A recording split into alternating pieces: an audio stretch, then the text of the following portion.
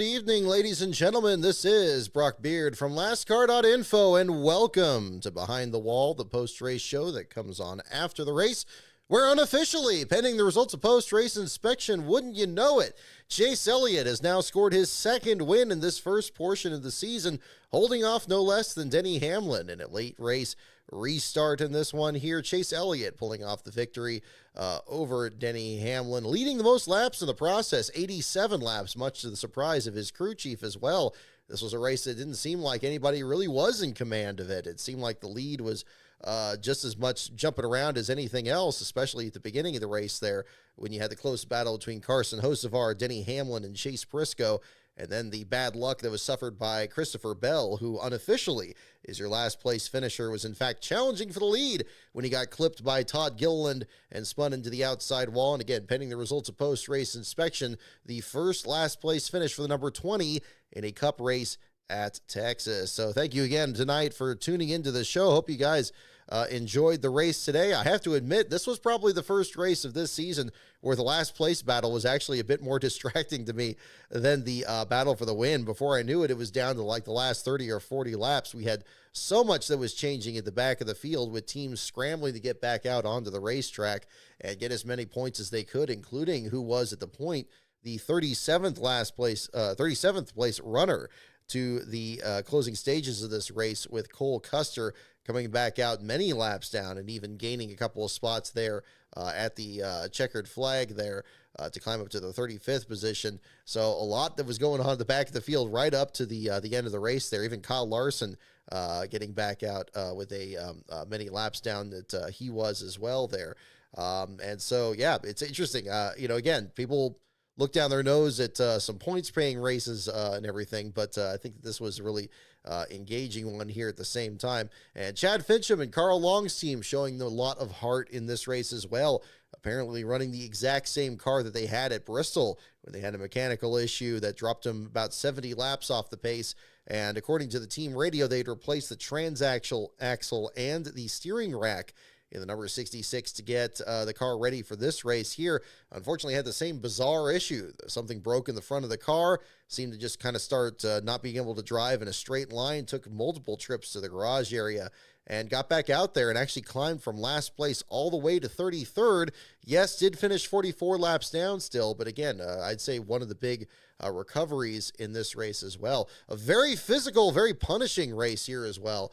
We saw that to a certain extent, certainly in the Truck Series and the O'Reilly races, which we will talk about here tonight as well. But in this Cup Series race, again, big names and small alike were struggling just as much. We saw hard hits out of both Kyle Larson and, again, Christopher Bell, Cole Custer, incidents on pit road, no less. The tangle between Joey Logano and Cole Custer not long after Larson and Chase Briscoe made contact. Little mistakes and little incidents ended up being much larger this time around. And as they mentioned in the broadcast, after we had no attrition, practically no attrition in the Cup races at Kansas and Las Vegas, we go to this 1.5 miles, and it is a very different story this time around. The garage area, very busy in this one too. So quite a bit that was going on. This would have been a challenging one to cover in person, I would imagine there too. And right down to the end, having a wreck on the back straightaway, seeing a lot of guys mentioning this in the chat here already, a tangle between Kyle Busch and John Hunter Nemechek. I'm still trying to figure this one out as much as everybody else is. Yes, Kyle had easily his best run since the Daytona 500, was in and around the top 10 all day. Would have been great to be able to cap that off for a good run here, this time. I know he had the top 10 at Talladega last week, but again, just looked really consistent this time around, and then just gets in some kind of a thing with John Hunter Nemechek on the backstretch. I'm kind of with you guys on this. It looked like he was not clear of the 42, came up the track, and I don't know where Nemechek was supposed to go. He was already pretty much right up against the outside wall, ended up crossing his nose and putting himself into the wall, and then going into the turn 3 there, ended up putting him into the outside wall. Fortunately, did not end the race under caution. Good to Nemechek to be able to drive the car back to pit road and get to safety. I'm certainly glad he's okay after what was looking to be a pretty savage incident there too. But yeah, I don't exactly know what was going on there with Kyle. I get the frustration, certainly given the way his year has been going and all the frustrations at Richard Childress Racing in general on their Cup Series program. But man, you got to be cooler headed than that. That's the kind of stuff that he'd get suspended for, like the Ron Hornaday deal years ago in the Truck Series. I don't know if that's necessarily warranted here, but I'm sure I would be surprised if he doesn't at least get a talking to in the hauler here from the NASCAR officials after that, because the speeds are so high here, and the damage was pretty serious to Nemechek's car. If you looked at the damage to the right front of that car after it actually got to pit road, it could have been a very serious incident there too. I sometimes wonder about John Hunter Nemechek's role in the field. It seems like I'm hearing more and more drivers that are just complaining about him being in the back of the field, being very difficult to pass. We heard this back at Martinsville when he was at the back of the field and you had other drivers that were having trouble getting around him, getting spun at one point there in the early stages. I believe it was him and Cody Ware at the time. Again, I don't know if this is just some ongoing thing. It'd be interesting to ask John, just how much of this is trickling back to him. He seems like a driver that's not really too fazed by what other drivers think about him out there. But it does seem like his name seems to be coming up more and more of some of these other drivers just being very difficult to race, usually at the back of the field. But it's like, well, look, if you're at the back of the field, you're having a rough day already. And if you're trying to lap him, if you have a fast enough car, you should be able to get around him. And I think that's probably more of a consequence of the way the car races itself rather than the driver himself. But it does seem like, I don't know how big of a story this is or how much more of a storyline it's becoming, but I'm noticing that that's being more and more the gripe from some of the drivers in the field, especially from some of the front runners up there. Again, I know it's a competition, but I don't know how much of it is just simply that these drivers are trying to do the best they can and they have their own frustrations with the car and the current package and so forth. But his name seems to come up in this conversation an awful lot. I don't really understand what that is. But again, whatever the situation is, it certainly doesn't excuse getting turned around on the last lap at a very fast track in a very dangerous situation when you're down to the last lap and everybody's full throttle trying to get, whatever positions they can there too. So hopefully that gets cleared up. I don't think that's something that's been reconciled yet. And this is another example of that here. But again, unfortunate for Kyle Busch, he ends up sacrificing his spot in the top 10, drops to the 20th spot, the last car in the lead lap at the checkered flag, 9 seconds back at the lead, about 3 seconds behind 19th place Stenhouse. And his teammate Austin Dillon in the 18th spot comes back from the last spot after an engine change to be in that position there. But your race winner is Chase Elliott. Second spot's Denny Hamlin. Third to Alex Bowman, who again gets a good run there. Good to see after his return from the vertigo symptoms. Tyler Reddick in fourth was able to kind of get some fresh tires into the mix there and looked like he was in position to maybe make something happen there.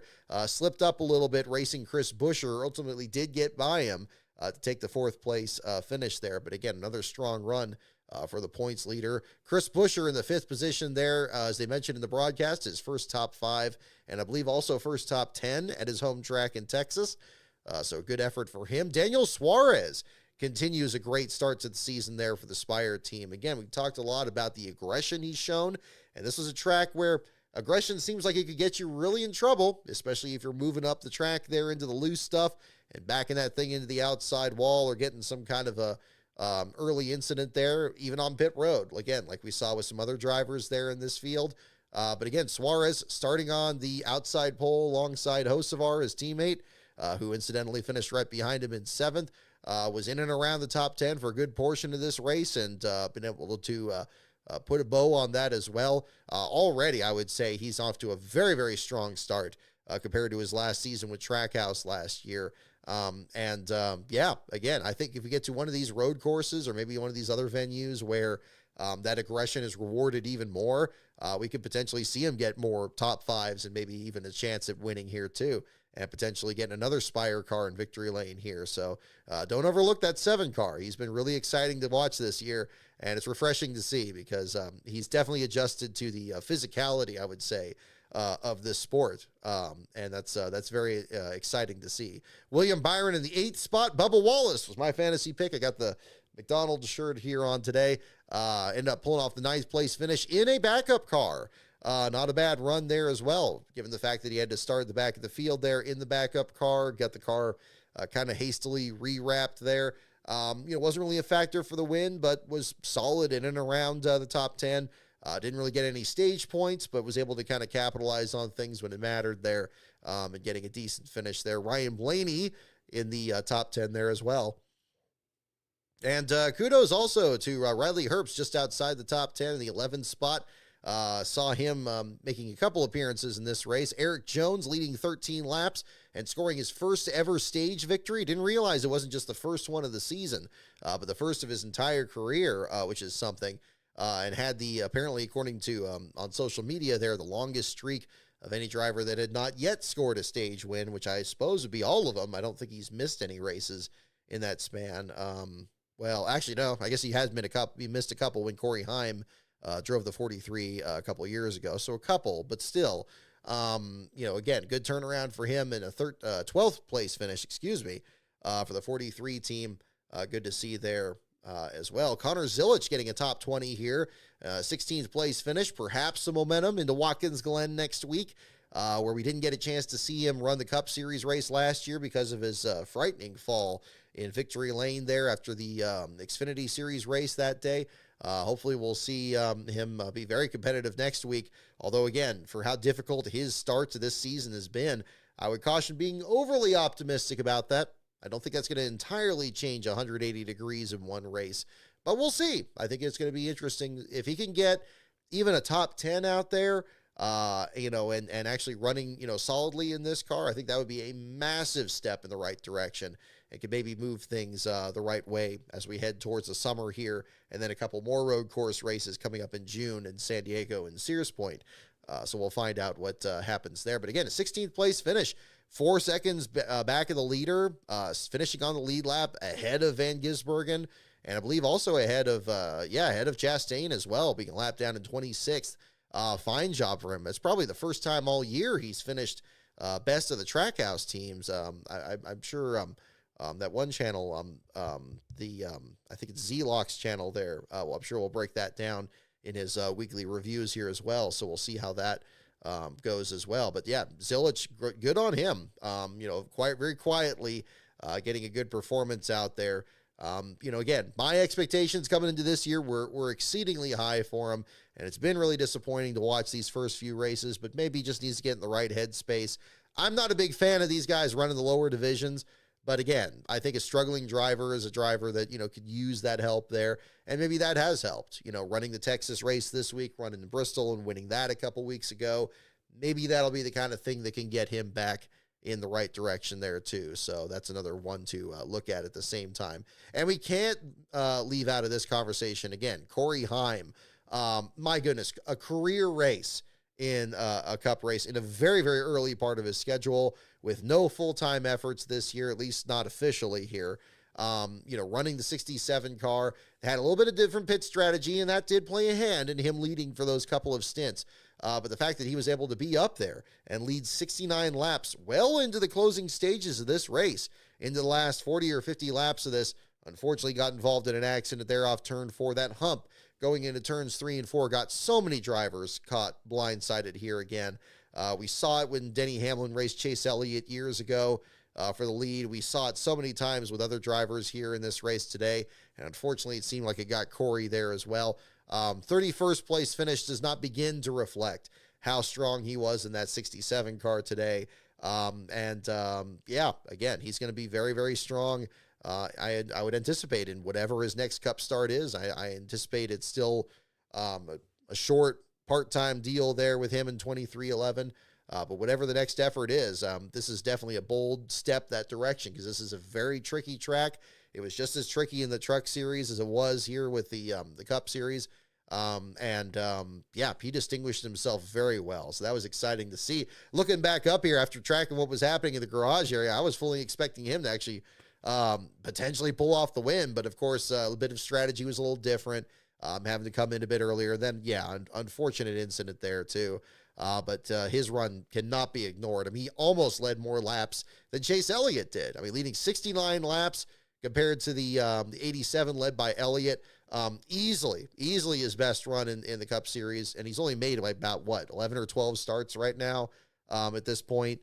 Fantastic effort for him as well. But other drivers that were struggling here very much. Fox did a promo on this talking about Kyle Larson and Joey Logano, and how they've just been kind of off this season.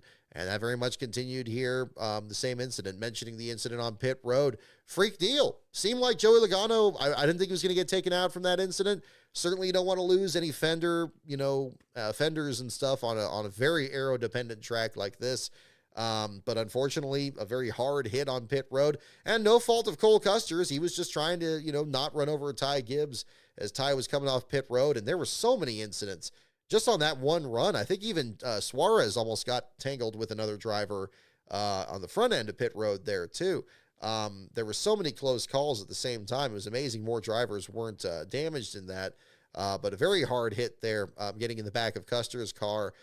Ended up, really ruining both their races there. Custer again coming back out to gain 2 spots by the checkered flag, but Logano's day was done, and he ends up next to last. And you could already see the frustration a bit there in his interview, and that's certainly understandable. Same with Christopher Bell, and just by, again, narrowest of margins. Todd Gilliland comes off that wall, and maybe 9 times out of 10, 20 shoots that gap, and he makes it through. And it seemed like he just got just that little bit of the fender flare on the right rear, and that was just enough to turn him around.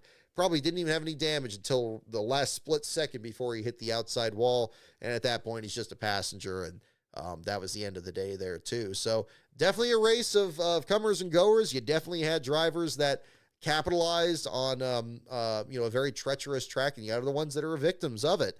And this track, especially these last few years, has definitely been known to be, probably one of the most challenging ovals. I would say it fits right up there with Pocono and these others that have historically had very hard hits, very tricky, tricky kind of track to kind of figure out. And it's actually I think it kind of fits that model with Pocono, with the different sized corners, different width in the corners of either one there. You pretty much have a very similar experience to the tri-oval there, or the triangular track at Pocono with the 3 different corners there too. That seems like it just makes these cars as unstable as anybody else's. And that was certainly the case there too. So a very physical race, had a little bit of everything. Again, long green flag runs, late race restarts there at the end, some tempers, some frustrations, and everybody else moving forward from here. And then we go to Watkins Glen next week, which is pretty much a sprint race for the Cup Series there, since it's only a few laps longer than the O'Reilly Series race. And then we get the Truck Series as part of the triple header.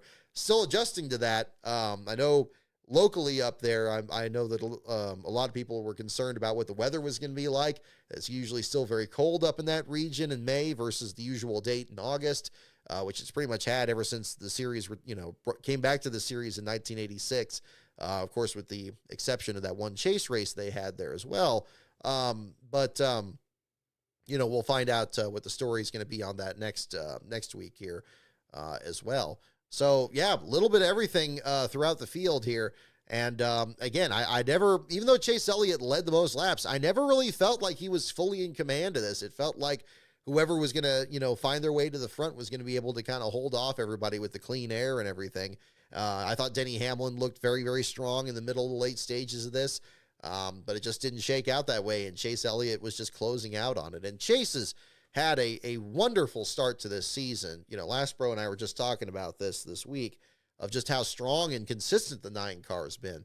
And yes, it's easy to say that of anybody that's won this year, like, Denny back at Vegas or Elliott at Martinsville or anything, but really in the races between, even going back to Daytona where he was leading off the final corner, he's been right in the mix for pretty much all these races at one point. Talladega last week seemed like he had a monster run that he could actually kind of do something with, and unfortunately the restrictions of this package just didn't allow for that. He ended up just pushing Buescher in front of him and not really doing much with it, but still showing just how much speed is in that car. And even under adverse conditions there where, you have just a terrible super speedway package, which thankfully NASCAR is looking into. We're hearing more news about what potentially is coming down the line about changing that. Christopher Bell being very outspoken about the current package out there and what needs to be done. It definitely needs to be fixed, and we need to have drivers that are allowed to be excellent again. They're allowed to show off making an amazing pass and making big moves and stuff like that. I think that's a big part of it too. So yeah, an interesting race as well. And speaking of Talladega, Carson Hocevar was very solid in today's race. Not the dominant car at all. Did lead 40 laps, leading from the opening stages there. But stayed right in the mix there, and ran well out there. It was good to see him get a good finish with the Spectrum colors on there, the same colors he had at Daytona when he got spun out on the last lap. Again, a lot of the drivers with momentum still had good finishes, and that's going to be very challenging for drivers further back in the lineup to actually try to make up for. So we'll see what the story is going to be like on that as well. So yeah, solid race. I mean, I felt fully excited just from what was happening in the back of the field and trying to figure out what was happening with Fincham's car and all the other work they're putting on it. I think that car they have is just evil. Between the problems they had in the front of that car at Bristol and again here at Texas, sometimes this happens. I mean, they had this back in 2021 when they had a car in Vegas and it had some kind of issue with like the hub or something. And I think they had a problem at Kansas or something the same year. And they brought the same car out and it just had the exact same problem. They couldn't figure it out there. It's tricky for these small teams. They don't have a lot of cars to work through. And I know everybody's got the restriction of how many cars they can have with the next gen car, but, the small teams, they're still trying to figure things out as best they can, as an open team with limited starts and everything. And, I'm trying to recall if the 66 is running next week. I know they got Destiny Spurlock coming out there for the Truck Series effort, which is exciting, getting her, truck debut after, her strong run out there at Hickory, I believe it was, in ARCA. Great start for her. So we'll see what happens with their Cup Series program, but that'll be another story coming up this next week, and we will find out. So again, solid run. Congratulations to Elliott for the win. Again, pending the results of post-race inspection, and so far it'll be Christopher Bell be the subject for the article, pending the results of that inspection. And we'll find out what the story is there as well. Speaking of storylines, did anybody notice before the O'Reilly Series race yesterday when Parker Kligerman was going through some of the storylines and talking about how Austin Dillon had never finished outside the top 10 in 11 previous starts in the O'Reilly Series race at Texas, and also talking about Brad Perez driving for Young's Motorsports and starting the car after being the relief driver in 2 other races earlier this year. Now, it's possible he just was paying really good attention and had all that information on hand. But also, I couldn't help but notice that he phrased that almost exactly the same way that I wrote in my entry list storylines article that I posted on Friday morning there. Now, again, I'm not worried about that. I want those statistics to be used by people and be able to build storylines about that. It's very possible he just knew about that on his own, just happened to phrase it the same way. I'm a little iffy about that from 2 different stories in the same segment there. But I hope it is getting used because that's one of those features I do on the site that I don't know if it actually gets a whole lot of hits or not. I don't usually track that too much. But I try to kind of keep on top of that because it allows me to kind of build momentum into each week and understand who's in, which car and what's been moved around. And, also in which cases, if it's a particular driver that finishes in last place, it also gives me kind of a start to kind of write that article there as well. So, I thought that was kind of interesting there too. I hope it is getting used because I would use it if I use it when I go to the racetrack as well. Kind of get ready to go back out there and figure out which stories are going to be the big ones there as well. But I thought that was pretty funny because he mentioned both of those in the starting lineup segment there. And they were interesting statistics because, Brad Perez has been the relief driver for that same team with, I think it was Logan Bearden at Bristol and J.J. Yaley at COTA. And then he got to start the car this time around. Unfortunately, an early accident for him. I hate it for him. Just had, again, treacherous track coming off turn 4 there. Got spun around there into the outside wall. Glad he's okay. It was a brutal looking hit there on the front straightaway, but ended up being 3rd from last in that incident there. And this race, speaking of which, ended up having a bit of controversy over who did finish in last place. There was some confusion in the timing and scoring between what the CW showed and what NASCAR.com showed, and even there was a split between their live leaderboard versus their raw feed.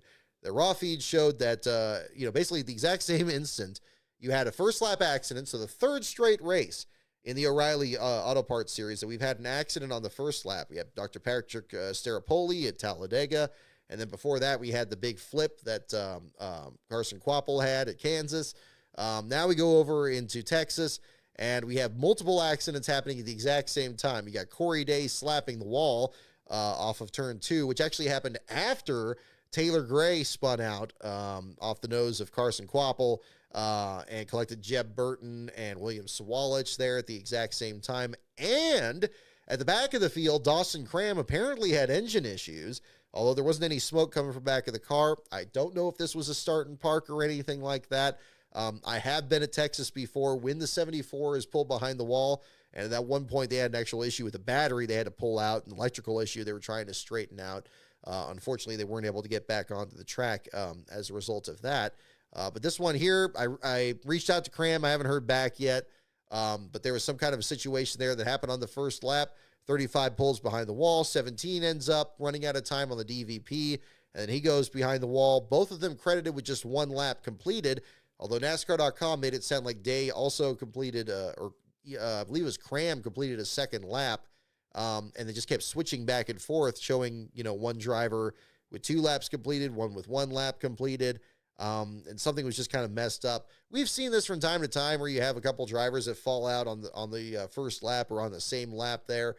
Which ones actually cross the stripe coming into the garage area or something like that. But this one made it kind of a challenging deal here at the same time. And then on top of that, you have the even more confusing element of the fact that Dawson Cram was driving Mike Harmon's car, but it was under Joey Gase's points because he didn't have a driver for the 35.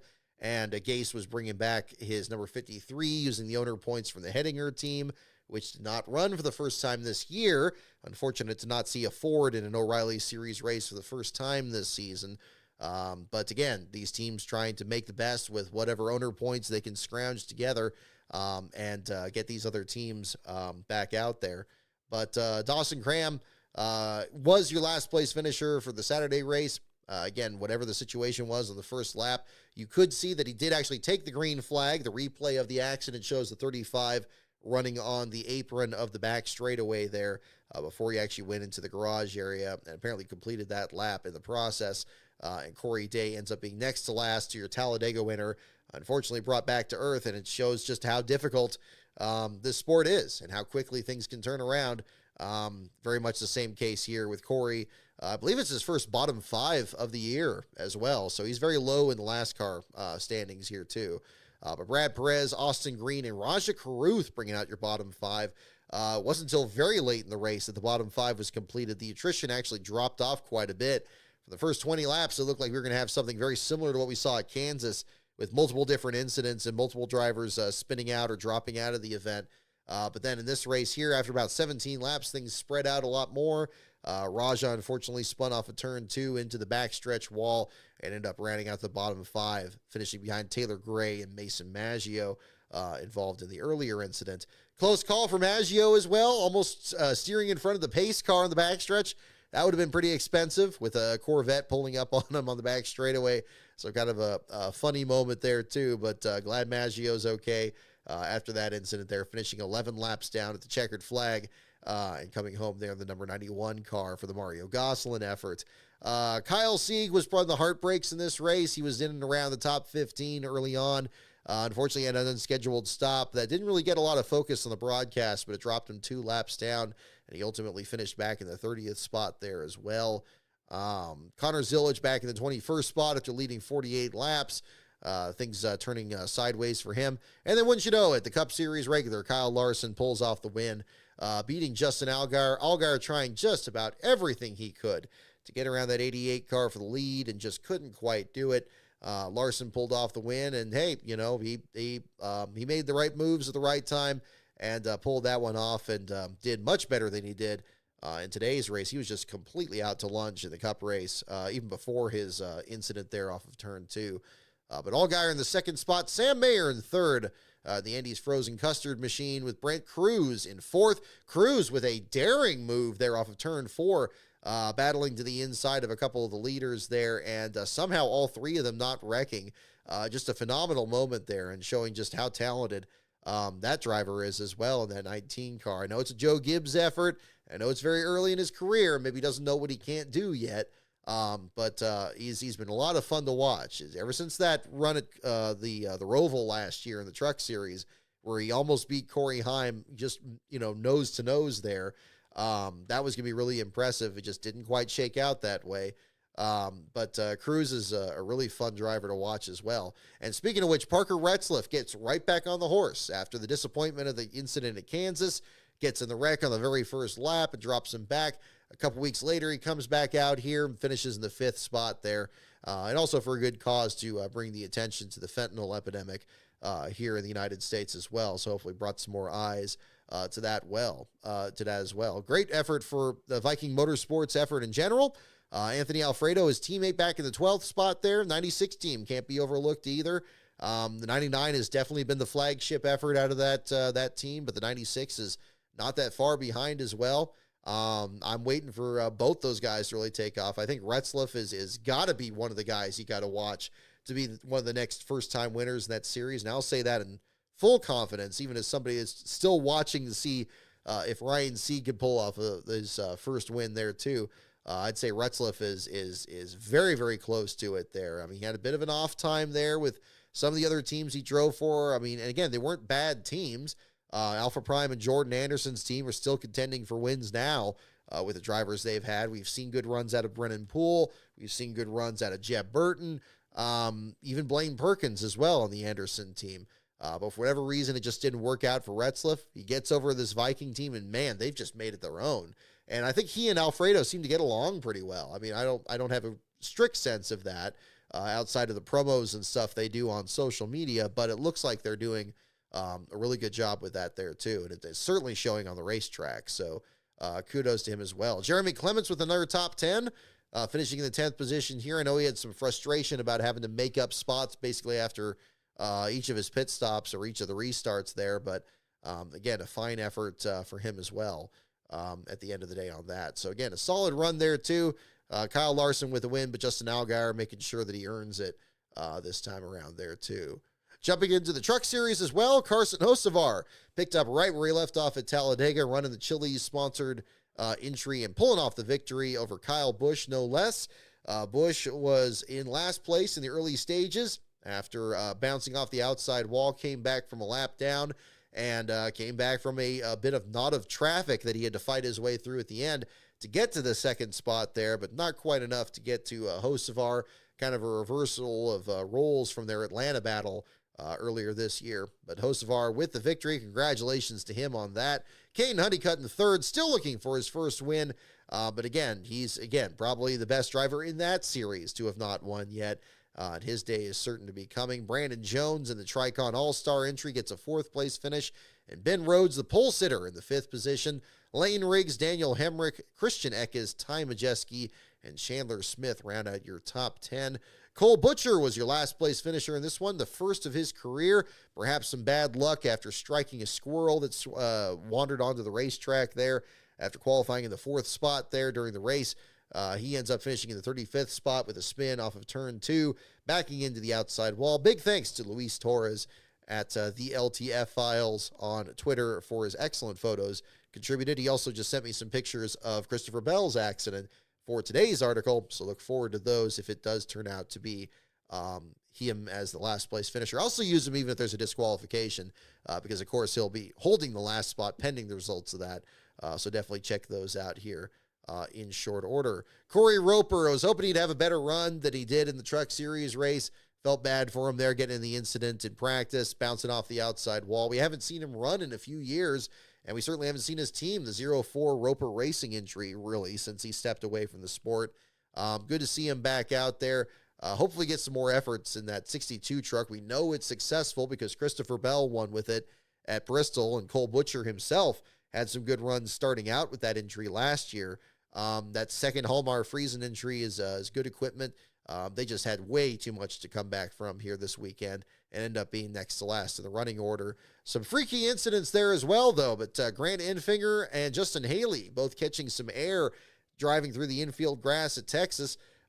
Every track seems like it's got that one particular element that's, makes it particularly challenging. Texas seems to have a few of them.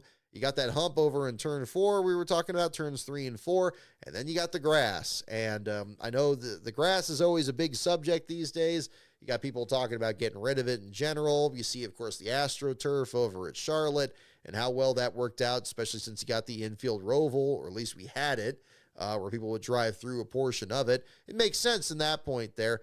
I still like kind of just the aesthetics of it. I've always been very big on the aesthetics of the sport itself, and how it just looks nice. I remember how thick the grass was at Kansas. We were walking through there. I'm kind of surprised it's not more of this same issue, isn't as much of an issue at Kansas as we see it always at Texas.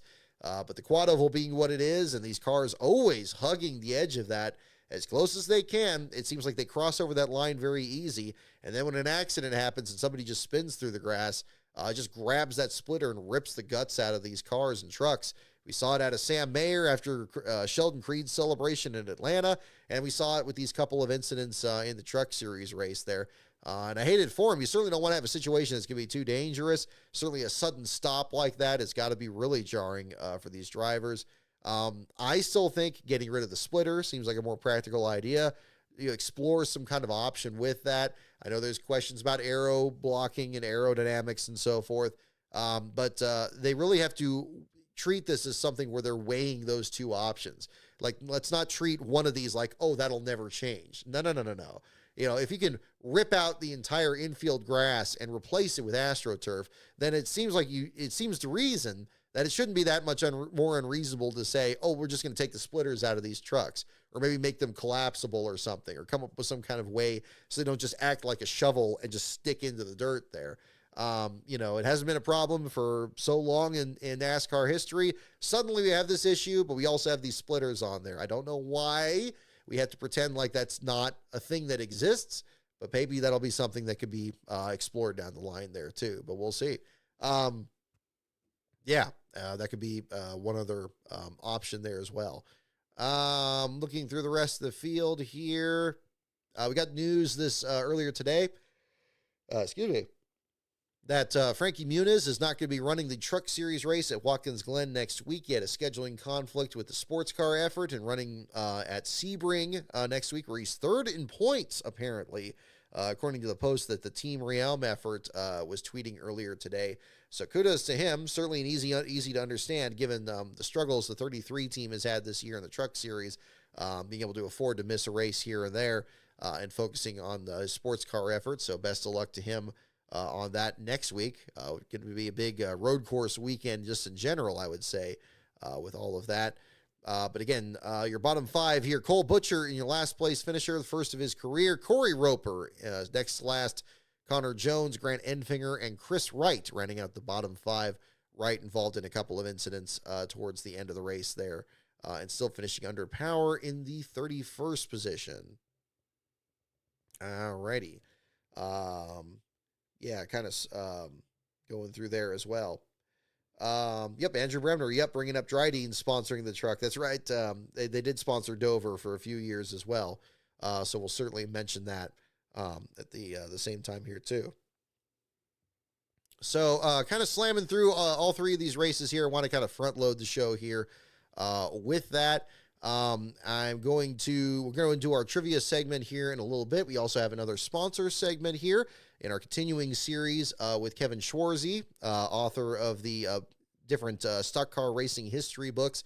We featured the 1991 ARCA book last week. We got another one coming up here a little bit later on the show. And as Andrew Bremner mentions here on the show, and I definitely want to mention this as well, there's no good way to transition into this. Again, condolences to the friends and family of Alex Zanardi, who just passed away a couple of days ago. The grand champion, famous for his incredible move on Brian Herta on the final lap in the Grand Prix over at Laguna Seca years ago. Again, this isn't so much an open wheel show. My experience and my memory of open wheel racing is a bit scattered there for sure. But Zanardi was one of those names. Again, you hear about the interviews from years ago about, one of the best drivers to never get a chance to run at the Indy 500 because of the IRL and kart split, him and Greg Moore and other competitors there of that era. Just a tremendous talent, and my goodness, for what he went through. I talked about Maple Boy's channel here a couple weeks ago. He did a great video summing up what would happened in the 2001 season. Of course, the horrible accident that Zanardi suffered that cost him both of his legs, but not his competitive spirit.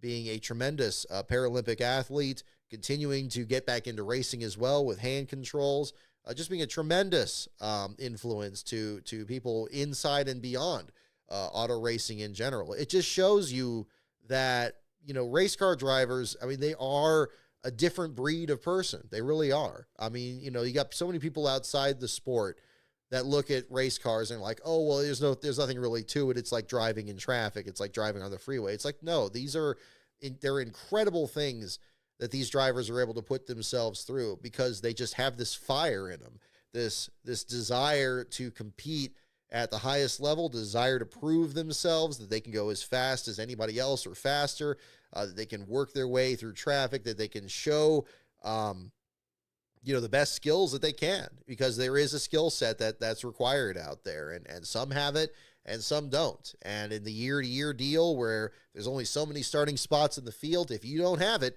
you're going to be back out of it. And again, it's the same reason I don't get too hung up on like, oh, so-and-so doesn't need to be here or so-and-so, whatever.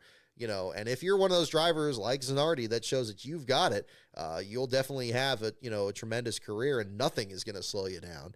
And he was a guy that just never let anything get to him. And it's remarkable. The story of him getting back out there and being able to run those final few laps at that track in Germany after he had that accident, just incredible, and it's sad. I don't know what was going on,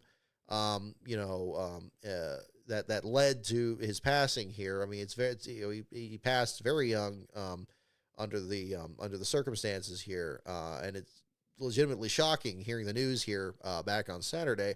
But again, what a tremendous life that he lived, and it's wonderful to see all the tributes that came out of people in many different facets of it, of expressing their condolences on his passing and his career, and to certainly join in that as well.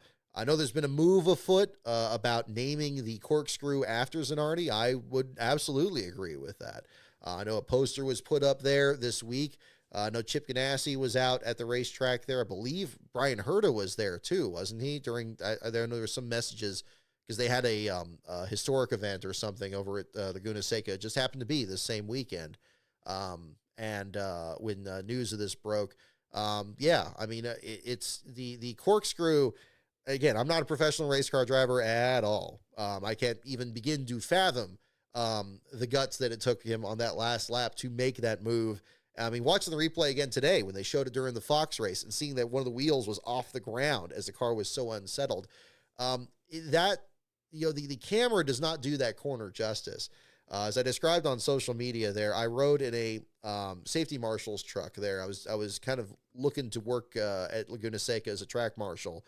And I kind of met some of the group over there, and I got a tour of the track, and part of it was riding in this pickup truck, and we went in there maybe, I don't even know, maybe like 30, 40 miles an hour, if that. I don't even think it was that. We were just kind of tiptoeing through it, but when you get to the top of that and it starts going down into the left, it's like you're driving off a cliff. Like you're moved forward and you're moved down, and you just have all this negative G's or whatever that just kind of drops out from under you. And it's like a roller coaster. And then even then, you still got it going down and then braking back to the right again, and then back down onto the flat to exit the last couple of corners of the track. What happens to your body in that moment in just that slow speed. I can't imagine consciously getting around somebody and then still maintaining control of it and going around the guy, and then make sure you still kind of accelerate off the corner at the very bottom. Having your bearings, grasp what's happening in the moment, is really hard to achieve. And again, I think that again speaks to how exceptional race car drivers are and what they're able to compute in any of those moments. And this is years ago, 1996 when he made that move. Just tremendous. So I think, I don't know for sure if it's going to happen. I haven't heard anything more on it, on my end here.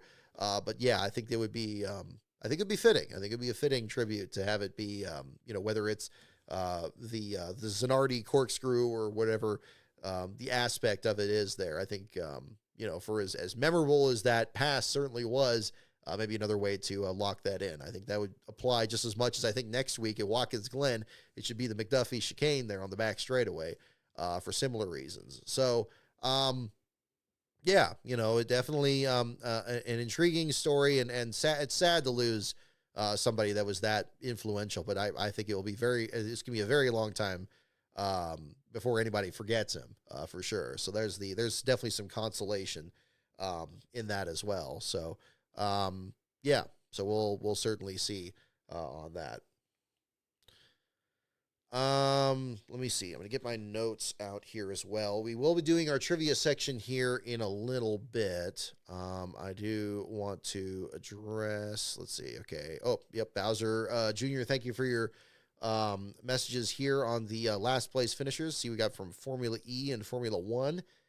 See that we had the, incident that was, happening in the Formula One race as well. I saw a lot of pictures of the Alpine up on two wheels there in on my social media feed there too. Was it Gasly? I think it was. But Isaac Hadjar for the last place finisher here. Seeing the note here from Bowser Jr. XD, crashed on lap 6.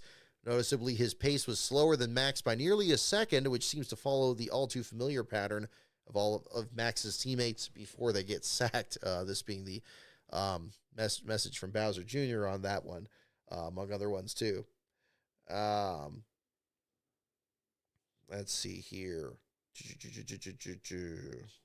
Getting this checked out too. Nope, that's a different note here as well. Yes, okay. So I got that one there on this. Oh, another one I want to mention. Our Talladega show last week was pretty much jam-packed full. And inevitably, I'm sure I knew right after I logged off, it's like, oh gosh, I missed a couple of things I would definitely want to talk about. One of them I certainly didn't mention, and I didn't mean to skip this. I was on the doorstep of bringing it up as a transition from Kevin Schwarzy work here as well. But I want to make sure to mention it here before we go any further in the show. That being the story of Andy Jankowiak and his tremendous victory in the ARCA race at Talladega last week. And what a moment there as well. I mean, of course, rose to prominence, certainly on a national level here, of the story of his, I'm going to, keep my foot down until I see God, or the checkered flag. Again, another exceptional racer here from his career, still trying to get his first win, especially running on the super speedways there, and just had a textbook move, pulled off the Ron Bouchard deal there. Had a couple of drivers that were bouncing off each other there, with Cletus McFarland there in the mix. And I believe, what was it, Gus Dean there, one of the former Venturini cars, the Nitro cars he was racing against there, just making the move past, and just seeing the passion that he had there in victory lane, and him celebrating on the car, saying that this was something that he'd imagined for so many years, and now, always felt like he always woke up. It was always just a dream. And he expressed that very well. And kudos to our staff writer, Ben Schneider, who did a feature on him that was posted on Friday, summing up that race as well. And of course, his story there too. We got a couple great comments on that as well. So thank you, Ben, for summing that up there as well. If you haven't checked out that article, it's already on the lastcar.info page. What a tremendous effort there. It just shows that, in any division out there are compelling storylines, and it just one moment from the next, it could be, a big moment there too. Now, I'm sure a lot of people in those stands were rooting for Cletus McFarland. That's certainly understandable, and I think it's wonderful that he is bringing a new group of fans into the sport. And again, I don't blame him for taking an unconventional path into the sport in general.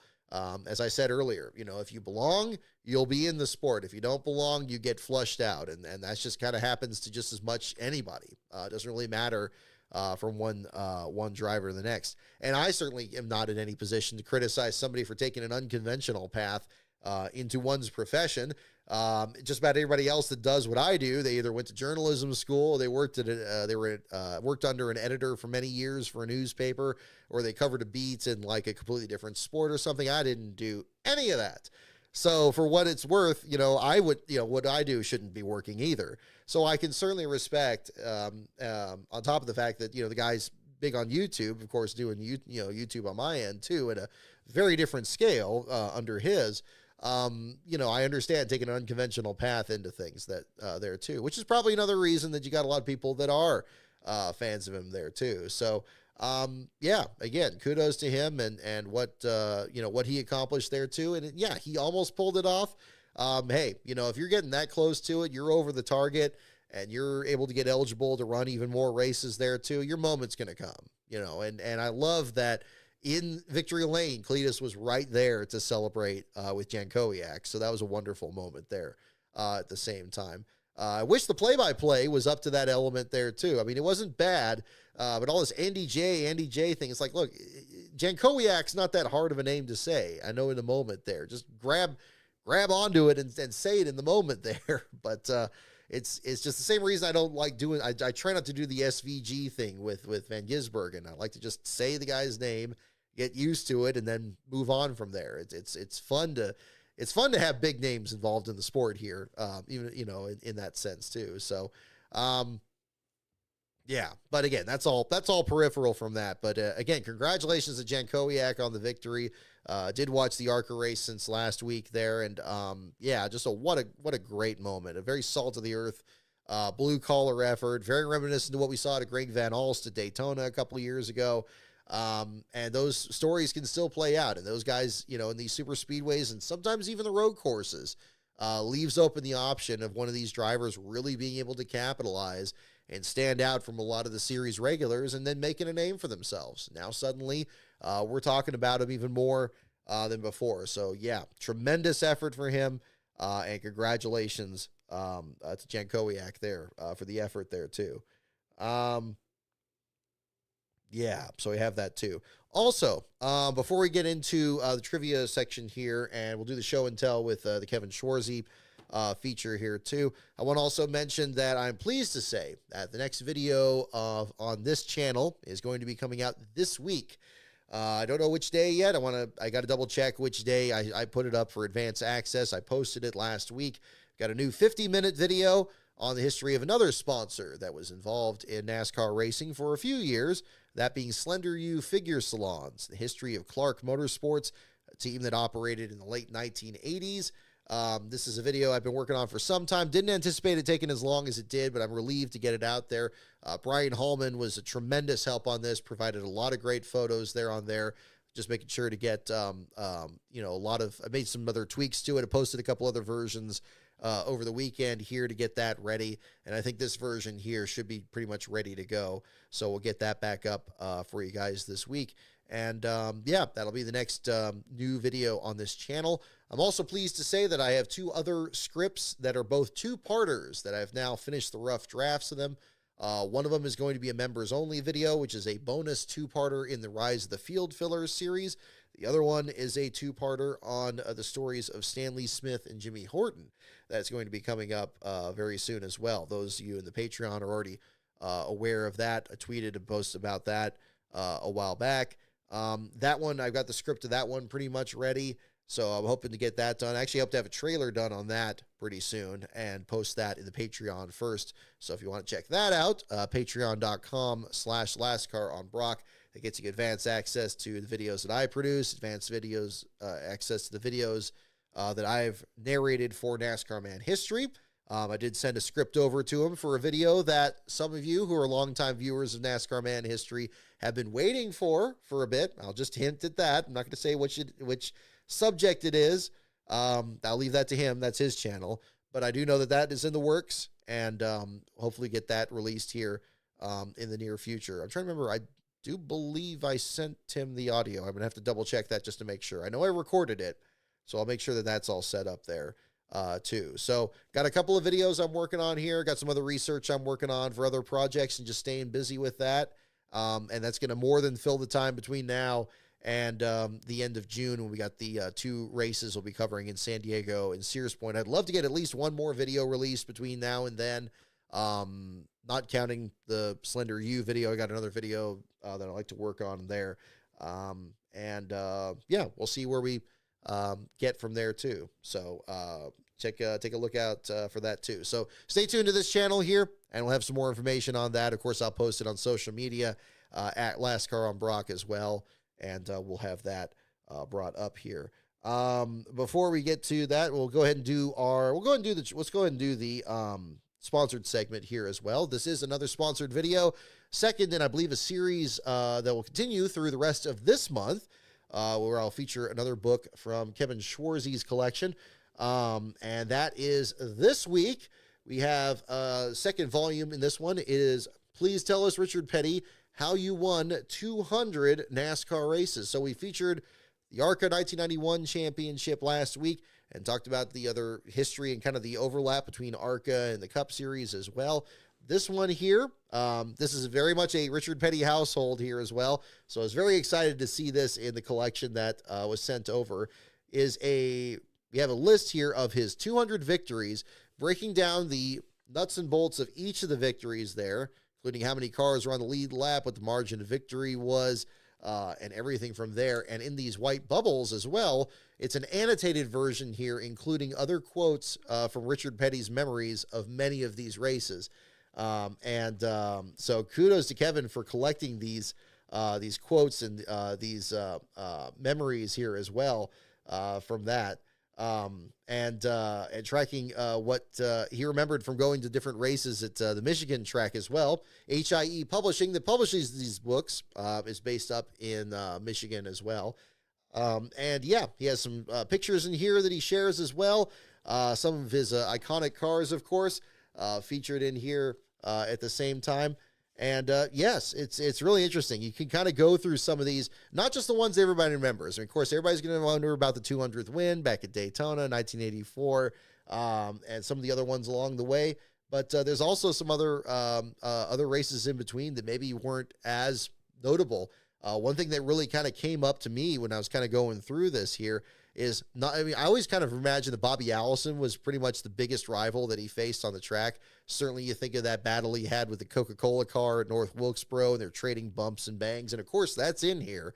But also Bobby Isaac's name comes up a lot in this too, for how many times he competed against him. And I always kind of figured, I know the story of Bobby Isaac is interesting. It's summed up in Speed Channel did a documentary on him a while back about his speed record attempts that he did in the K&K Insurance Dodge.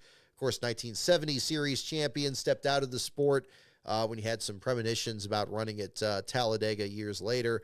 But, again, was in the sport for much longer than that, and was one of the contenders that Richard spoke very highly of in this too. Of course, with Richard, you also think about David Pearson. You think about Cale Yarborough. You think about the other big names from that era.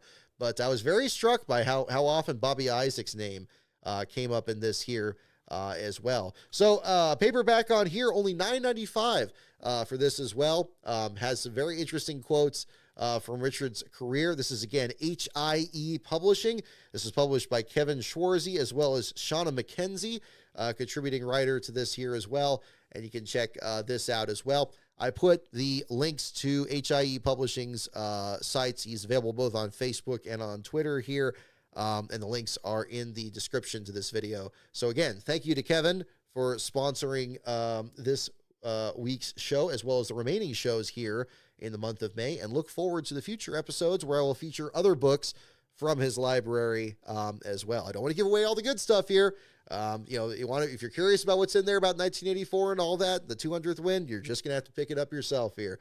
But highly recommended. Very much enjoyed checking that out this week. And we'll be on to the next ones here as well. So I got some good books here coming up here too. I got my nightstand here is locked and loaded for this month with Kevin Schwarzy's writings here as well. So with that, I'm going to take a brief break here, folks. We're going to go ahead and do that, and then we will jump into our trivia section. I think with Chase Elliott's victory, we're probably going to have to bring out Bill Elliott's car, don't you think? for this week on the Trivia Pursuit CD-ROM. So I'll get that set up, and then we will be back in here in just a moment. I'm just looking to see if we have a call on inspection before I do that. Let me go ahead and do that while I'm away. So I'll go ahead and jump away here for just a moment, and then we'll get into that. I'll do super chats as well. I think I saw one pop up here, so I'll jump into that there too. And we will do that as well. So stay tuned, folks. We'll be right back.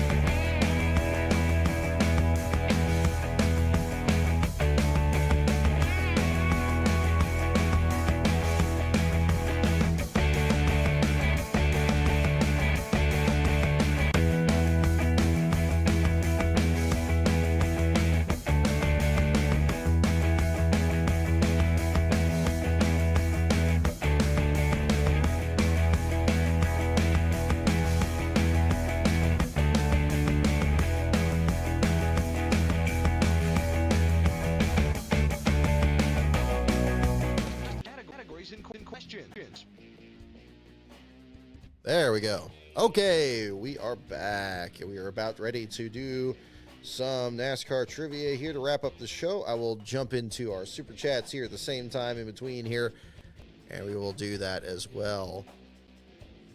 Rudy Mack, you're just in time. You're just in time for the trivia portion here. After I rambled my way through the races, we did our sponsored segment. Again, big thanks to Kevin Schwarzy and HIE Publishing for sponsoring this month's streak of shows. I was just putting it on my calendar. Yep, we have enough books to cover the rest of this month, so we will do that, and that will be a lot of fun. Let's see here. Andrew Bremner, I see your comment here. When are you making the picking up the video available? Do you mean if you mean the video that I got for this week, I haven't picked the day yet. It's probably going to be about midweek or so. I don't have it ready for tomorrow, but it's going to be pretty soon. I need to double check with the Patreon here and see where I left off on that. But yeah, if that's the one you mean, then that's going to be coming up very soon. Very soon. Let's see here. All right. Let's see here. Actually, how about this? Let me do it this way. Not that way. Nope, not that way. Okay, we still here? Okay, there we go. Gonna drop up the sound here for just a moment. I'm just gonna do the super chats here right quick on this. Beast of Metal, thank you so much for your super chats here as well. Our always outspoken member here of the chat. Kyle Busch needs anger management. Again, your words, not mine, man.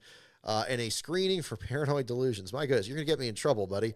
If I saw nothing from JHN to justify getting wiped out, you know it's bad. For those who don't know, I've spent 13 years defending Jeff Gordon, wiping out Clint Boyer at Phoenix. I normally take the Gordon equivalent side of similar incidents.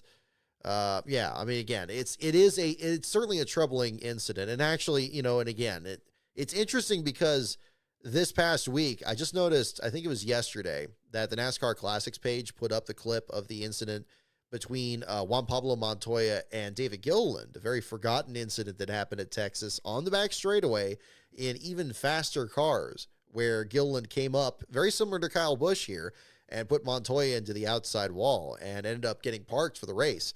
Certainly, if Kyle Busch had done this earlier in the race, I imagine it probably would have been the same outcome. They would have parked Kyle in that sense. I'd be very surprised if he gets suspended. I don't know if that's going to be the case there or not. Again, and I presume Nemechek's okay if he was able to drive the car back to pit road there. I haven't heard anything to the contrary. If you guys have, certainly let me know. I'll check that there too. But yeah, again, it was an absurd situation. I get the frustration that Kyle's had. He's having a rough year, but you certainly can't put other drivers in an unnecessarily dangerous position there too. So that'll be another one there at the same time. And Beast of Metal, thank you for your other super chat here for $9 on here. Chase Elliott just got the earliest second win of the season in his career, given he usually needs until around May to get fully up to speed. Very good point. You know, I mean, usually think of him at the road courses in the Gen 6 car. You think about, situations like that. But this time around, off to a very strong start. And again, I would argue having really good runs in between those races. Certainly the overall point standings being what it is, we're allowed to now see that, which is nice. And I keep seeing that Napa car right up there. I'm looking at the cars off screen here, right there in the mix there among the top five. And certainly this run is going to help that even more. So yeah, we'll see where things go from there. But again, thank you so much for the super chats there as well. We always have interesting discussions here in the chat, and I hope everybody else here feels just as able to share your thoughts there as well. Oh, the members only video, Andrew Bremner. Yes. That's right. Picking up the pieces was the Kenny Irwin video. That's correct. That is going to be up when I get to answer that question, when I get the next video up for members only, which is going to be the 2-part Rise of the Field Fillers one, which is already written. So that's the next script. I'm hoping to finish editing that script this week, and I'd love to record that and the Horton and Smith, excuse me, record that one and the Horton and Smith one this week if I can. That's what I'm aiming for. Certainly in like this next week or so here. So that's kind of my priority right now, is get the script for the Rise of the Field Fillers 2-parter done, get that one ready to go, record both these scripts. That's going to take some time because these are both kind of longer ones. So probably in the next week, get those 2 scripts recorded, get them edited, and get that ready to go. And then at that point there, once that phase is done, usually they come together a bit quicker. The editing does take a bit of time, but it's the writing and the research and, to a lesser extent, the recording that takes more time at that point. For example, the Slender U one, once I basically got the editing started, it came together pretty smoothly. And I would anticipate to be the same on this. So yeah, very excited to get that up. I think that will probably come together before the Horton and Smith one. What I'll probably do is do a trailer. I'll focus on doing a trailer for the Horton and Smith deal, and do and focus on finishing the Rise of the Field Fillers one. And then that would free up the Kenny Irwin one. Yes. So my plan is with the members only to basically just have one project in there at a time. This one's going to be a bit different because when we did the poll in the Patreon, I put them together into one video. This is one that's on Brandon Ash and Austin Cameron, a couple Winston West drivers. And I was going to make them in one video, but it really, the 2 stories stand alone better. So for a time, there's going to be 2 videos in the members only, but it's really one combined project. And then when the next video I come out, even if the next video is just a 1-parter, those 2 parts will then go online. And that's something I want to kind of do down the line here too. So, yeah. And so then those of you in the Patreon, stay tuned, because I'm going to pretty soon have a poll as to what the next members only video is going to be, because of course the people in the Patreon have an advanced interest in that there too. So that's going to be another, thing coming up. I have a couple, ideas to put in there, and, yeah, we're going to kind of focus on that there too. So stay tuned on that. So there's going to be a lot coming up here. So that's kind of what we're looking at. So again, long story short, get the 2-part Rise of the Field Fillers into the members only section. That's going to be release the Kenny Irwin video publicly, which is part 3 of that. And then the Horton and Smith video is going to be down the line after that. But before all of that comes this week with the Slender U video, and that will be out sometime this week. So yeah, much more coming up here, and I think that is going to cover a good portion of this year, over at least certainly through the summer, I would say. That's what I think, depending on the pace of things this year. I do have another project in the background that I'm kind of waiting for. I'm not ready to say anything on that yet, but that's also coming together. We're still kind of figuring out where that's going to fit into all this. But in the meantime, just kind of busying myself with these. And luckily, I made a lot of progress on it over the off season, which has been great. So I get a bit more of a running start at things this year versus last year. So yeah, it's going to be a good selection here as well. So with that, let's go ahead and jump into the trivia section here. We'll get the music back up, and we'll get our mouse back, and we'll do the classic version again. How many drivers Thursday? And we'll jump right into it. I was always thinking if it had the Jerry Nadeau car for the 9 car with Elliott, but I think we'll probably go ahead and just do Bill Elliott here on this. I think we did Bill Elliott's when he won Martinsville. I think it was one of the first ones we did on the show here, but we'll do that. Number 94, Bill Elliott. I think that would probably be the one today. All right, we'll turn off the timer here as well. We get into it. Is played just like the board game. You'll move around the board answering questions. Your heading. All right, let's go back into here. Advanced gameplay. All right, timer length, and then we'll go here. The wedge tiles. A right answer there. Did it save that? I don't know if it saved that. Hang on. Let me sure it saved that. Timer length. Okay, good. Give me a little bit of time. Finish line. Okay. And when you've got all your wedges, head for the center tile. There we go. Don't forget the siren. Exactly. Absolutely awesome. And yeah, thank you, Beast Metal. Don't forget about the timer. Got that. Good luck. Rocky Ann was the first one. Oh yeah, I guess we did that back during Easter weekend. There we go. For more information on the game category. You can move to any highlighted tile. We're down to like 100. Oh, yep. 99, 101% here. It's going to be a little bit of skipping. All right, first question. Let's jump into it, folks.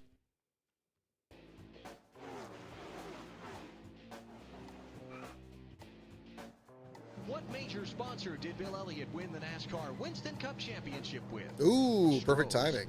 Coors, Busch, Budweiser. All right, first question. What major sponsor did Bill Elliott win the NASCAR Winston Cup Championship with? Was it Stroh's, Coors, Busch, or Budweiser? Go ahead and put we will, again, stick with putting the answer itself, not the number of the answer, because we have numbers with numbers, as we know with this new version of the game here. So it's a little bit of a different deal there. I'm going to get some water here while you guys are filling in your answers.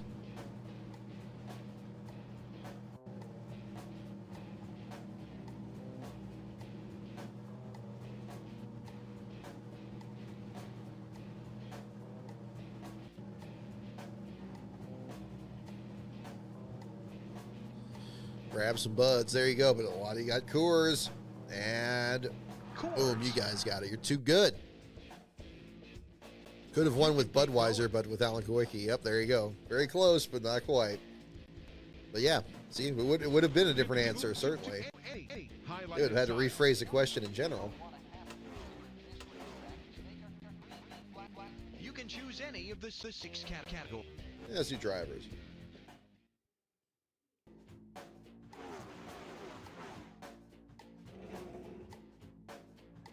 What Winston Cup driver said, I think that Dale Earnhardt Jr. might turn out to be even better than his dad. Can you guys hear this okay? Darrell Waltrip, Dale Earnhardt, Mark Martin. Alrighty. Hopefully you guys can hear the audio in the game well. I know we had an issue with that last week.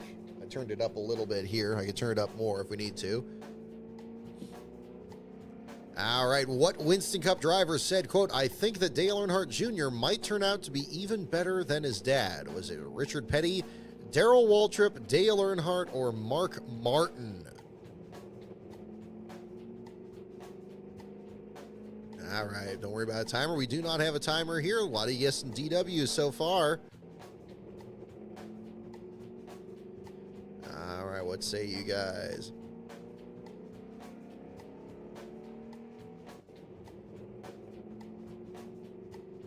Gonna go with DW. Only could be so delusional.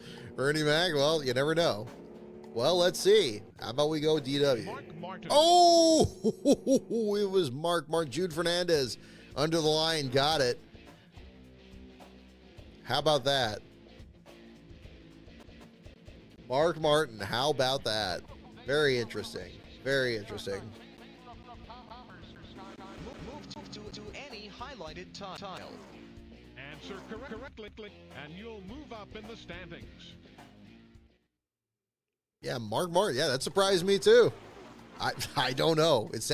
You guys convinced me. DW sounded right to me. How old must you be to drive in a NASCAR sanctioned event? Oh, this answer's changed. 21, 18, 17.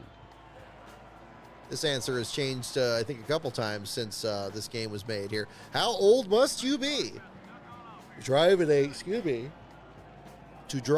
NASCAR sanctioned event? Is it 16, 21, 18, or 17?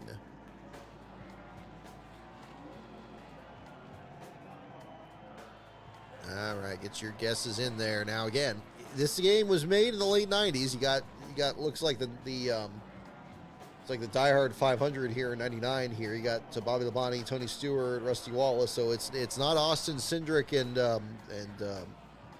Tyler Reddick and stuff in this picture here. So it's a little bit of a different time. So what was the rule back then? Now we got an extra layer of complication to this. It's 16, 21, 18, or 17. This goes for truck and bush, right? I assume. I mean, the question's not phrased very well. It just says NASCAR sanctioned. So I assume it's across the board. 16 for short tracks. It's like, yeah, well, what is it? A lot of you guys are getting 16. I see a couple for 18. Would have run Fontana 2001 if it wasn't for Marlboro. Okay, let's go 18. 16. Oh, you guys with 16 were right. Bowser Jr., you were right. Jude Fernandez and Austin P. Click on Foster. the tachometer to roll the die. Alrighty. Select the category by moving to one of the Let's get a Pitts question.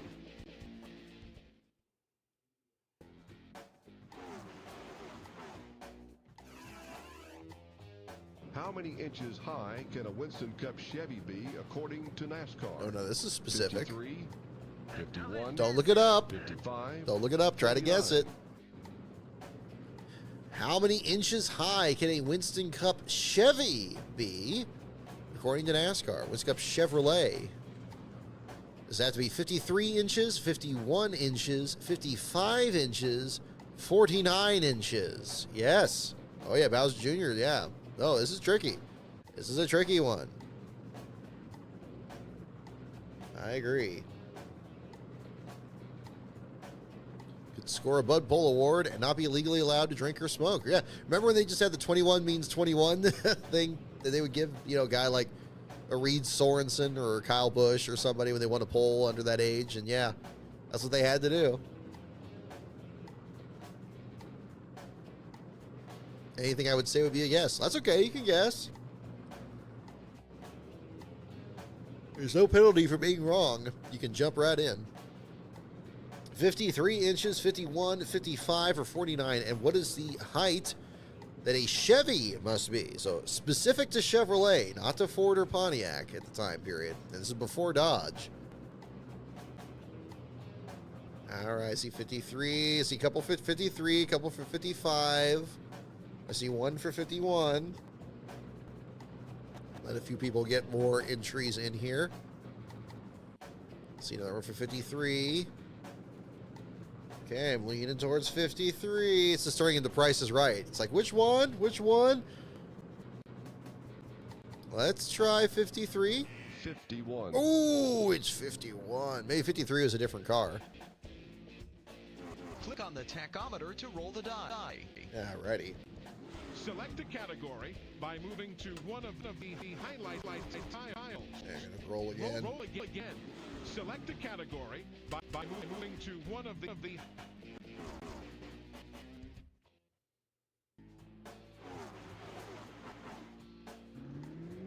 All right, here we go. What driver won NASCAR Winston Cup Series polls a record 20 straight years? Darrell Waltrip, Richard Petty, David Pearson, Harry Gant. Alrighty, which driver won NASCAR Winston Cup Series poles a record 20 straight years?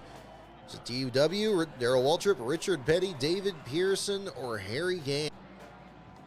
Okay.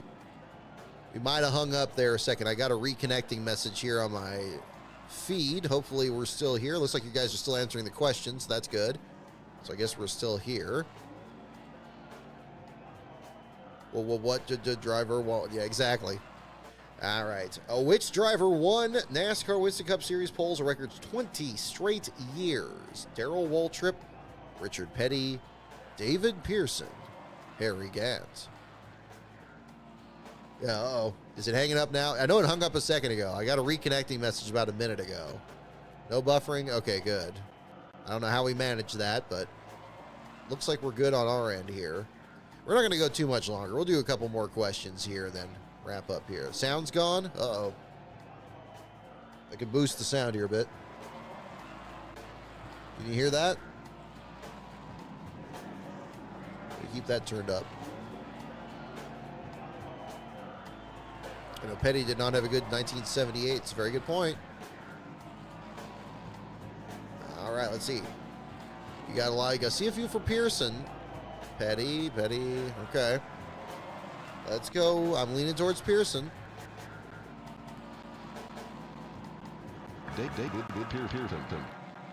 David Pearson. Wow, that really skipped that time.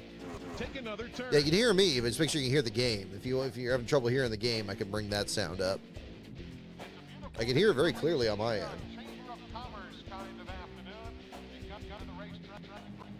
Move to any highlighted tile. Let's go to our team's question. Okay, good.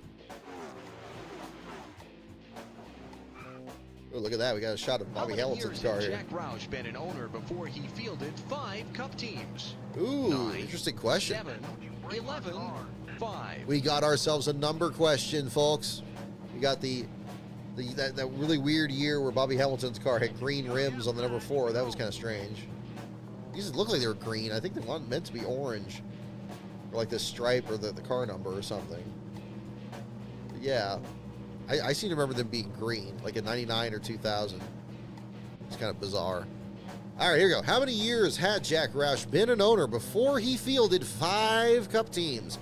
Is it 9, 7, 11, or 5? Going back to the start of Roush Racing. Now, of course, RFK Racing. Is it 11? Is it 9? Is it 7? Is it 5? Ooh, a 2000 Texas race. Yeah, that's a good one.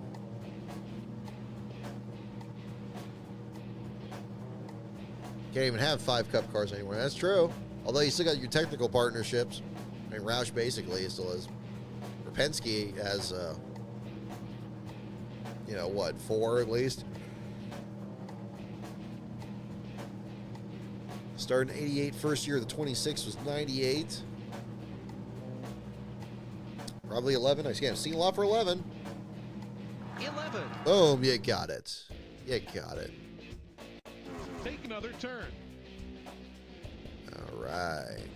Move to any highlighted tile. We haven't done a wild card one. Let's do that.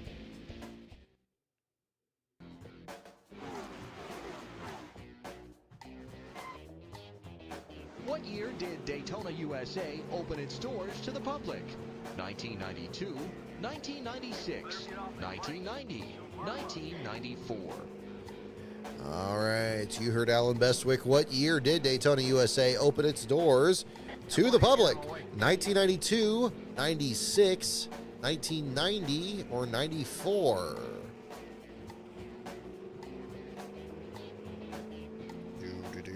Do.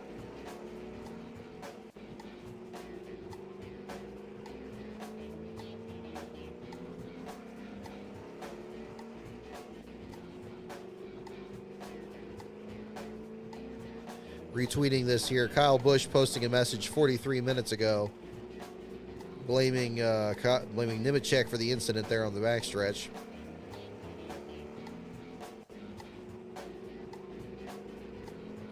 So I'll retweet that as well so you can see that. Don't see a call.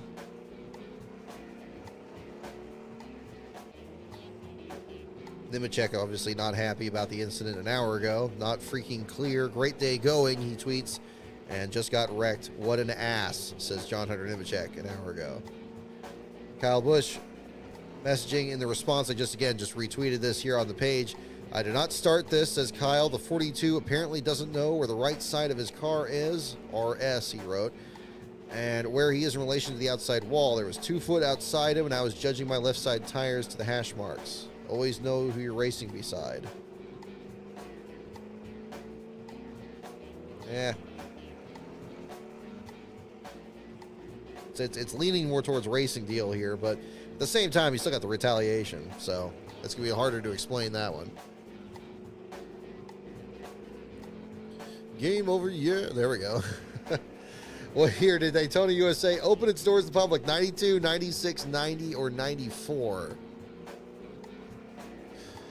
All right. I see a few for 94. I see one for 90. I see a couple for 96. I think the 96 ones are right.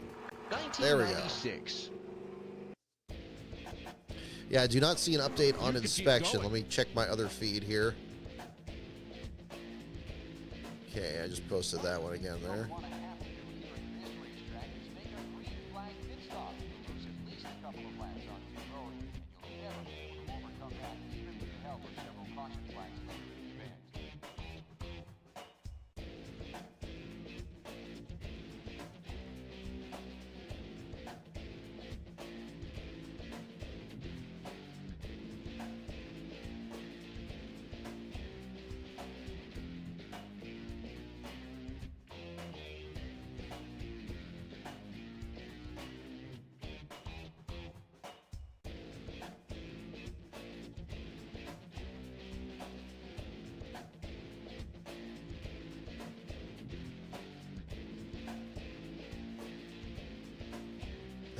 We'll see here. All right. Just looking at other calls on this one to keep Progress's page open in case we get call on inspection. We'll probably wrap up before this because they're taking a little bit longer here to do inspection, but we'll do a couple more questions here. Move to any highlighted tile. I'll go tracks. How about that? It got lost in the chat, but you could please elaborate on how Jeff Fuller qualified so well in the 2000 Texas race in the 27 car. Did I don't know if I don't remember going into that here. I know somebody else mentioned they were in the during the first Daytona 500. NASCAR Busch Series, convertibles. Oh my goodness. Qualifiers, foreign cars. Oh no, this is a fun question. What class of car had a separate 40-lap race during the first Daytona 500? The first one was a NASCAR Busch Series, convertibles, non-qualifiers, or foreign cars. That's an intriguing one. Yeah, they do need to make a new version of this. That'd be great.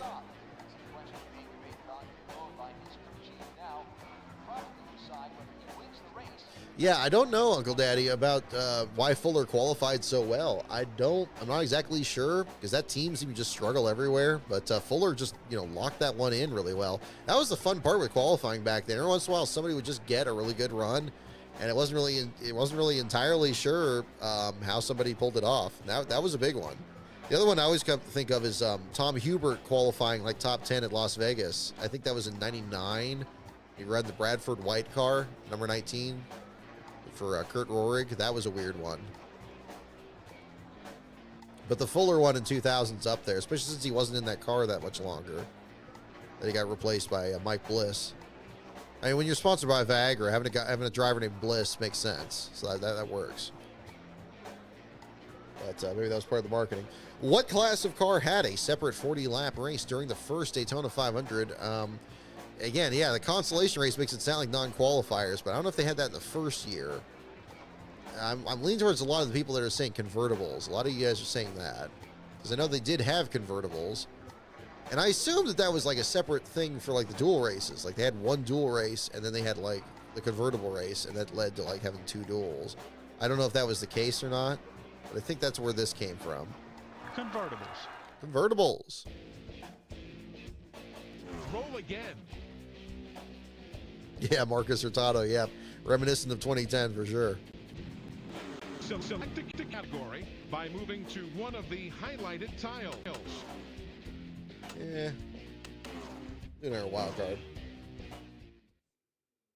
That's a good wild card question. What Virginia-born driver says some of his greatest drives have been on a tractor? Rick Mast, Greg Sachs, Kenny Wallace, Mark Martin. Ooh, this is a fun one. What Virginia-born driver says some of his greatest drives have been on a tractor? Rick Mast, Greg Sachs, Kenny Wallace, Mark Martin. Well, I see a shortcut to solving this one here, but it's an interesting collection of drivers on this list. I like that.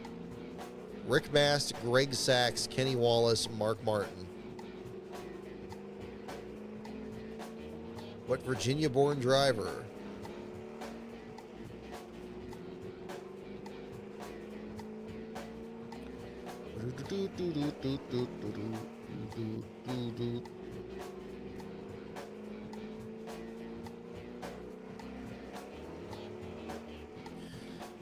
Alrighty, which Virginia-born driver says some of his greatest drives have been on a tractor? Rick Mast, Greg Sachs, Kenny Wallace, and Mark Martin. Now, if we're narrowing this down, I think the Virginia-born element here should do that. Because, I mean, Mark Martin's from Arkansas, Kenny Wallace is from Missouri, and Greg Sachs is from New York State. So it should be Rockridge Baths, Virginia's Rick Mast. There you go.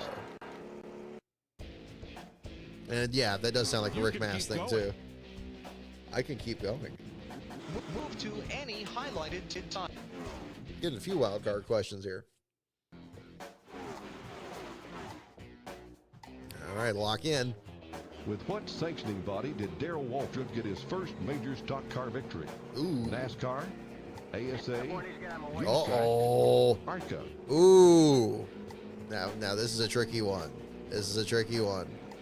With what sanctioning body did Darrell Waltrip, DW, get his first major stock car victory? Was it in NASCAR, ASA, USAC, or ARCA?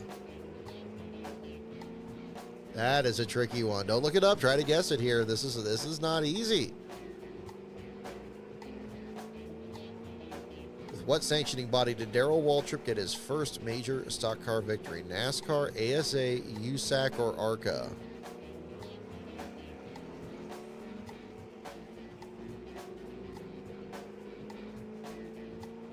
Seeing a lot of guesses for ASA. I see a couple for ARCA, but mostly with ASA. We're leaning here. USAC. Oh! USAC is the correct answer. Click on the tachometer to roll the die. USAC. Wow, now there's the upset. I don't know if anybody picked USAC.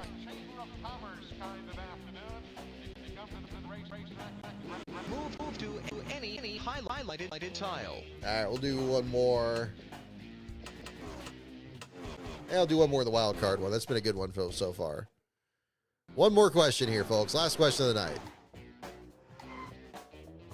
How much was the check Winston awarded Terry Labonte for being the 1996 champ? 1.5 million, 2 million, 500,000, 1 million.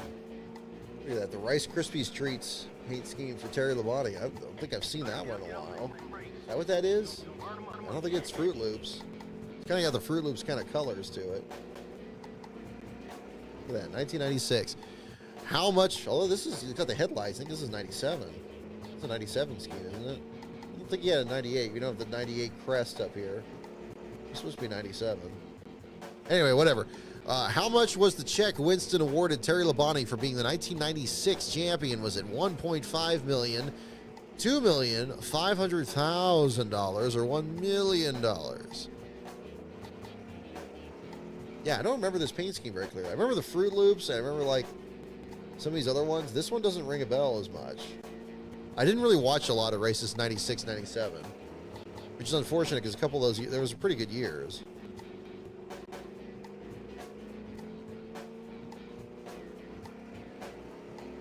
So if I don't recognize it, that's probably why. I remember a lot of the ones in 98. I remember a lot of the ones in 95.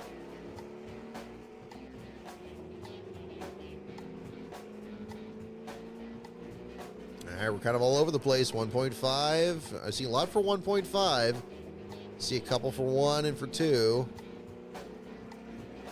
All right, here we go. Let's do... 1.5 You million. guys are too good. You're too good. Rolling. Alrighty, well, I think that will about do it for the stream here today. We'll go ahead and do another check of our, let's see what the feed looks like here. If we got a call on that. I don't think we do. Oh, nope, we do. 6 minutes ago. Perfect timing.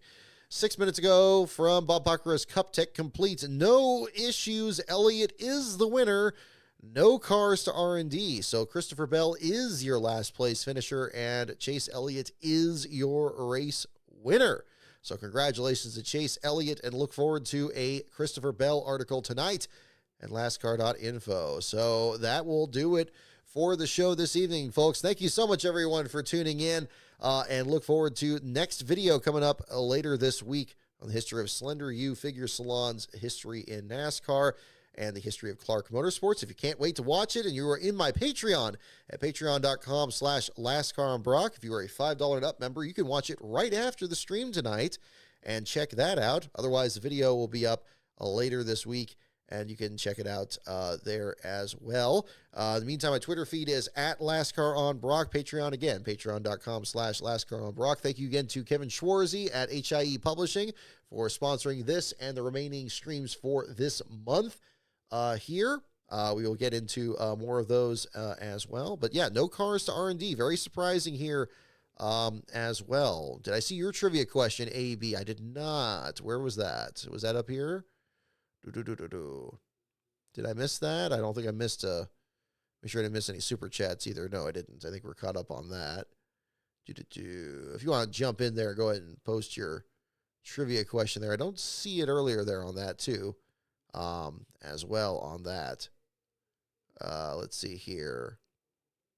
Yeah, I don't see your question there. If you want, you can post in the chat, or we can jump on it for next week's show. Otherwise, here, that's okay.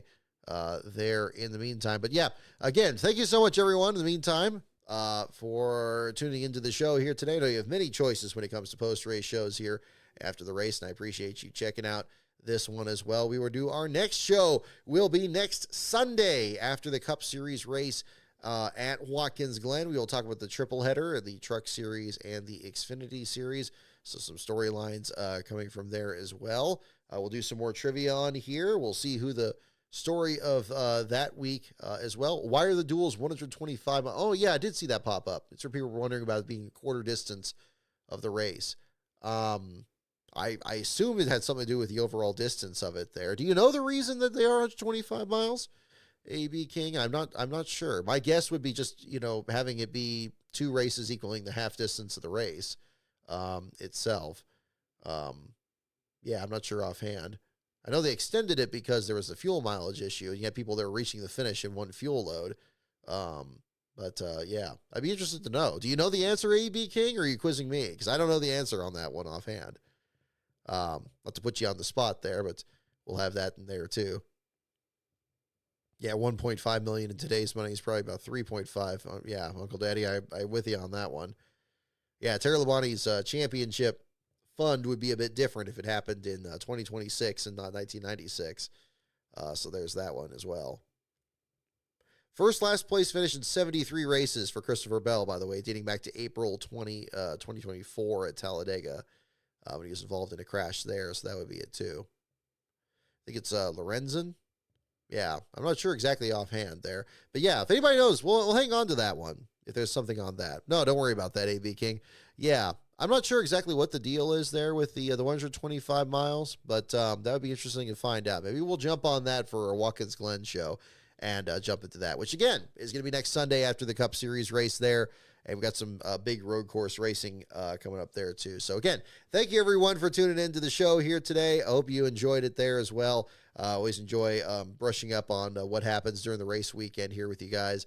And we'll do the same thing next week and see which book from Kevin's library we feature on the show here too. Oh, okay, there we go. Lorenz made it to the stopping, and Bill Francine was mad. Interesting. So is that basically the same thing to do with why they made it 150 miles? So there you go. It's like, I guess they had 100 miles before, and then it's just like, okay, if they're trying to, these drivers and teams are going to try to outfox the system. So that'll be another part of that there too. I like it. Very interesting.